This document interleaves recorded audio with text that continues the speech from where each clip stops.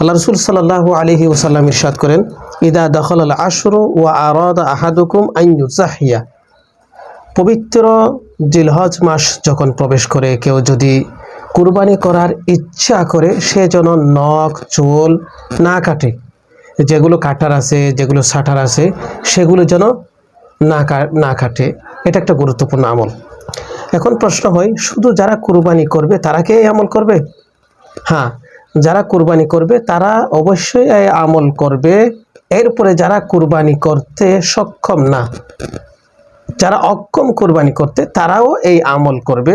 আল্লাহ রাসূল সাল্লাল্লাহু আলাইহি ওয়াসাল্লাম বলেন, তারা যদি এই আমল করে, অর্থাৎ নখ চুল কাটা থেকে ছাটা থেকে বিরত থাকে, যে কোনো পশম কাটা থেকে নিজের শরীরের, আল্লাহ সুবহানাহু ওয়া তাআলা সে কুরবানি করতে না পারলেও তার আমলনামায় কুরবানি করার মতো সওয়াব আল্লাহ সুবহানাহু ওয়া তাআলা দান করবেন। প্রিয় দর্শক, এই হলো বর্জনীয় আমল। তো আমরা